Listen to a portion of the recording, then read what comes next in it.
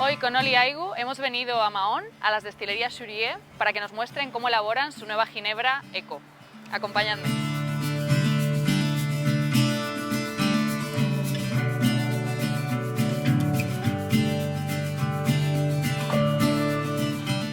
Hola, José Carlos. Hola, Mel. ¿Qué tal? Bien, muy bien.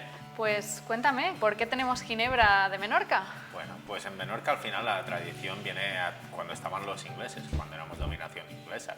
Lo que pasa es que muy poca gente sabe que también llegaban holandeses. Entonces se generó en Menorca una tradición de hacer ginebra allá por el 1700. El dato importante también es lo que ocurría con la ginebra en Inglaterra, ¿no? ¿Tú sabías que en Inglaterra se prohibió hacer ginebra? ¿No? Pues mira, un poco eso es el GINAC. ¿Has oído hablar de los GINACs? Ah, vale. El impuesto de la ginebra, ¿no? Tenías que pagar 50 pounds para poder elaborar ginebra. Entonces esos ingleses que eran muy listos, que pensaron, pues en vez de hacerlo en Inglaterra, que hay que pagar, ¿por qué no nos vamos a las colonias? ¿Cuál era la colonia más cercana a Inglaterra en esa época? Era Menorca. Entonces por eso empezaron a enseñar a los menorquines a elaborar ginebra. Lo hemos aprendido entonces de ellos, ¿no? ¿Y por qué Gin Churier?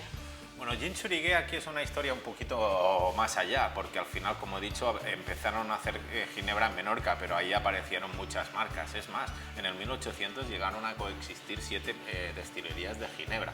Gin Churier viene de lo que se conocía antiguamente como esfornero, una receta de 1736 que se basa más en un proceso más, diríamos, holandés que no inglés. Por eso nosotros seríamos un poco esa parte de historia entre la ginebra que nace en Holanda, pasa a los ingleses, y nosotros estaríamos en ese vacío.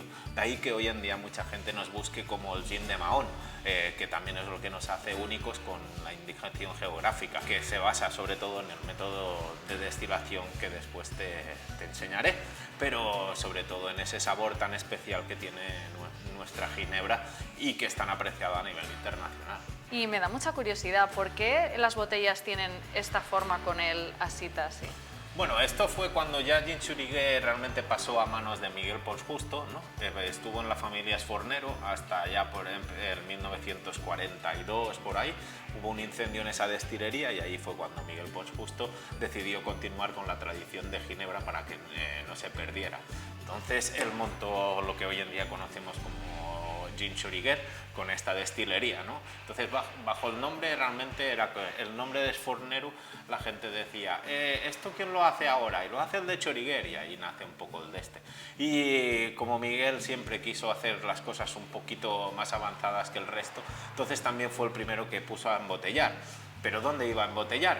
En una botella que recordará realmente a cómo los menorquines venían a buscar la ginebra, que eran con los canecos. Es más, estas botellas que tienes aquí arriba están datadas del 1700, que es como holandeses e ingleses traían la ginebra. Como puedes ver, la evolución, y una de las cosas que muy poca gente sabe es que inicialmente la botella de Churier era marrón, pero en este caso se utilizaba oro para hacer el color marrón. Entonces hubo una crisis, subió el precio mucho y ya empezamos a utilizar el verde tan característico que hoy en día tenemos.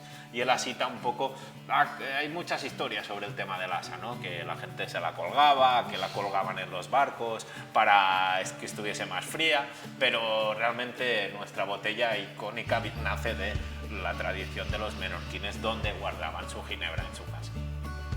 ¿Quieres que pasemos un poco a ver cómo hacemos la ginebra? Al final has venido a trabajar, ¿no? Me va a tocar, sí. Vamos allá.